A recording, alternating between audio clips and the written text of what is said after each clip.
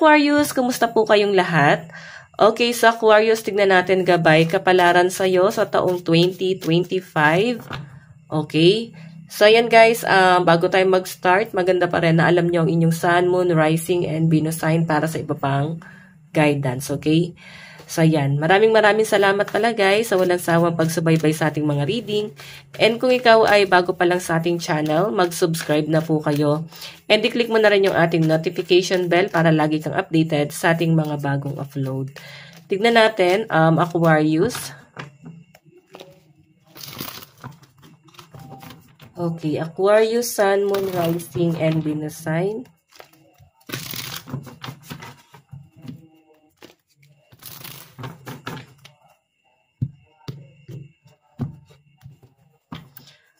First quarter po ng taong 2025 ni Aquarius, Spirit Guide.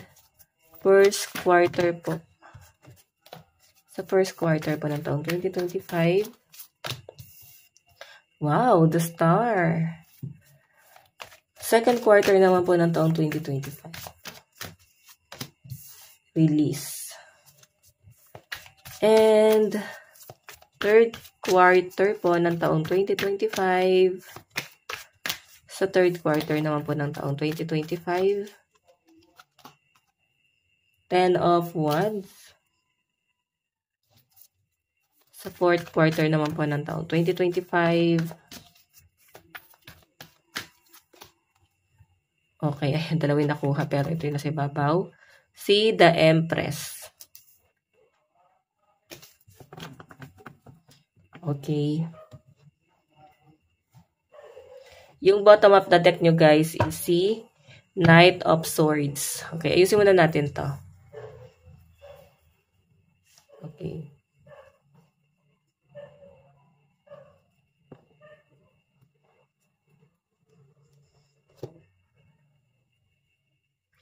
Ayan.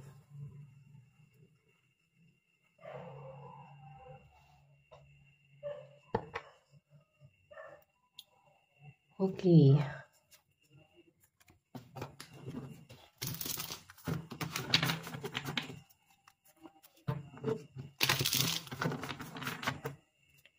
First quarter po ng taong 2025.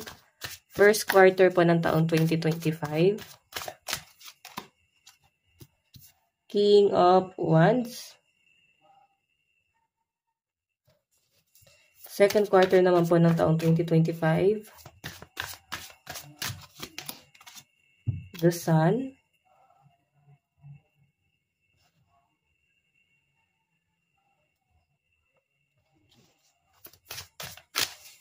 Okay. Third quarter naman po ng taong 2025. Meron tayong 3 of Swords. Naku. Okay. Sa fourth quarter naman po ng taong 2025. Okay.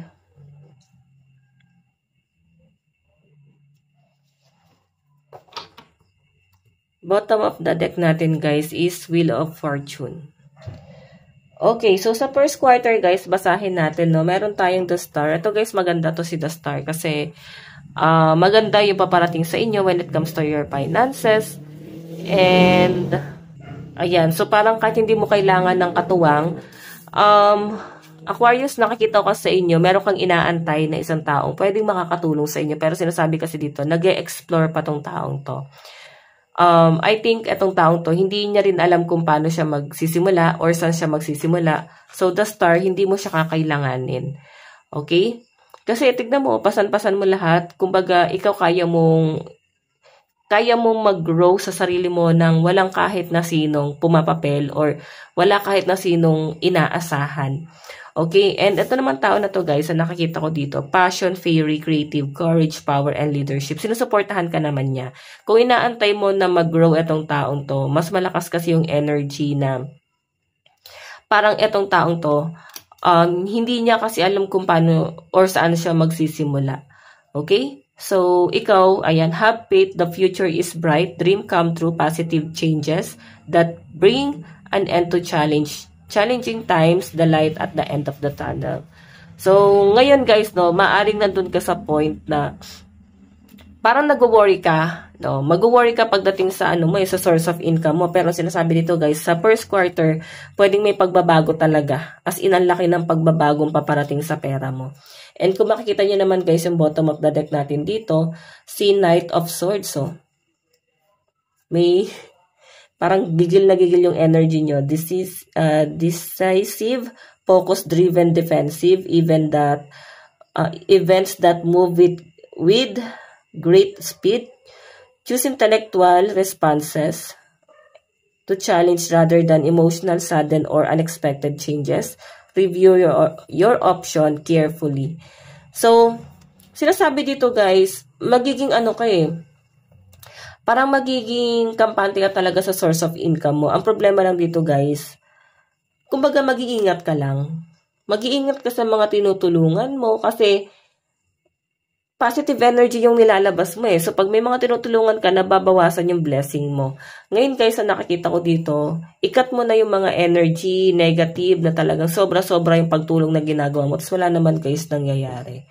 Okay, so eto, maganda naman to. Huwag ka na guys masyado mag-expect kasi kaya mong tumayo sa sarili mong mga paa. Aquarius, meron tayong release, tapos meron tayong the sun. Wow, napakaganda nito Aquarius. Ayan, may mga nganak siguro ng, sa second quarter, no? May bata kasi dito. Or pwedeng may mabubuntis, may pregnancy. Pwede rin naman guys na ito ay business, kung meron kayong sinimula na business, ending that lead to new beginnings, that need to really situation or people that hold you back, spiritual transformation. So sinasabi dito guys, pwedeng may nangyayari nga sa inyo na as in sobrang laking impacts para sa inyo kasi kung may mga taong nangda-down sa inyo, may mga taong iniwan ka, tapos sobrang down na down ka, sinasabi dyan guys, nagkakaroon ka ng awakening doon. So parang pasalamatan mo sila kasi dahil sa kanila nagkakaroon ka ng awakening. Okay? Sila yung naging dahilan para meron kang patunayan sa sarili mo. At parang sila yung nag-push sa'yo para maging successful dito. Happiness, success, reward, prosperity, victory. Okay? Ito yung pinapakita sa akin dito guys. Okay? As in, napaka-successful na to guys. Napakaganda ng energy na nasasagap ko dyan. Okay. Tignan pa natin. Ito guys, sa second quarter mo, napakaganda nito. First pa lang and second quarter, napakaganda. Yun nga lang guys, sa third quarter, may nakita akong conflict about love life mo. Okay, ayan. Tignan natin. Sinasabi kasi rito guys, working too hard or too many hours, the need for balance in life. Let others help you. Health problems due to stress. Grabe, ang tindi ng stress, tas may 3 of swords. Pwedeng sa relationship ma-involve ka sa third party sa third quarter. Or pwede rin naman guys na magkaroon ng hiwalayan sa inyo. Ang tinding impact nito para sa'yo. Sobrang hirap na hirap kang makabangon dito. So, yung iba sa inyo, pwedeng meron ka malalaman sa person mo na pwedeng masaktan ka rito. Okay? Yung iba naman dito guys, pwedeng pagdududa dahil nga dala ng stress, pwedeng may mga pagdududa, no? Yung tipong wala pang masyadong ebidensya pero may duda na talaga na may something dito sa relationship na to. Okay? So, nandun din guys yung takot na nararamdaman ko rito sa energy na to. Yung iba naman dito guys, ayan, pwedeng kaya dalan ng stress kasi ang dami nyong ginagawa, sobrang abala ka, pwedeng nakaka-apekto rin sa relationship nyo is dahil nga may mga anak kayo, parang ikaw lang nagmamalasakit, nagtatrabaho ka, ganun din si person. So, parang sobrang overwhelmed na kayo guys sa dami ng mga problema nyo and parang darating sa point na hindi kayo guys masyado nagkakasundo. So, ayan, nakikita ko naman dito guys, pwedeng maayos nyo pa to, no?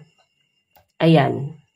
Pwede nyo maayos nyo pa to. May mga mapobroken hearted lang talaga sa third quarter. Sa second quarter, sa fourth quarter naman guys, meron tayong the Empress. Ito naman guys, abundance ulit. Kapag parang pinaramdam lang talaga sa inyo ni universe na may stress ka talaga sa first quarter, sa third quarter, pero ganun ulit guys, maganda na ulit yung mangyayari sa inyo. Take time to take action, give birth to your dreams, creative projects will be very successful, abundance and prosperity.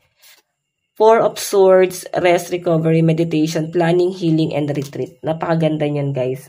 Parang sinasabi lang dito na sa fourth quarter mo is more on healing. I think meron kang kailangan i-consider, nandun din sa point na magre-recover kayo. As in, parang may new beginning na paparating sa inyo, guys. More on recovery talaga yung nakikita ko. And yung bottom of the deck nyo, guys, is Wheel of Fortune. Napakaganda. Luck, change, movement, shift, improvement, and faith. Okay? Tuloy-tuloy na ulit yung daloy ng pera nyo. Though nandun pa rin sa point na medyo stress talaga yung mga Aquarius na nandito o yung nasasagap natin dito sa taong 2025 fourth quarter. Pwedeng pagod na rin, guys. Talagang hindi ka na makapag-focus sa ginagawa mo. As in, ang dami yung ginagawa, sabay-sabay na, di mo na alam ano yung gagawin mo. So, nandun yung stress talaga, guys. Okay, tingnan natin.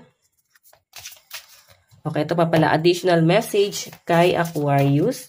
Meron tayong flower. Be honest with yourself. Diba? Hindi mo kailangan magkimkim or parang itago. So, sinasabi dyan, guys, maging honest ka sa sarili mo. Ayan, i-open mo yan. Meron tayong dragon, slay them all. Okay? Tignan pa natin, guys, yung advice. Meron tayong in the flow. Everything is smooth sailing. Ito yung advice mo.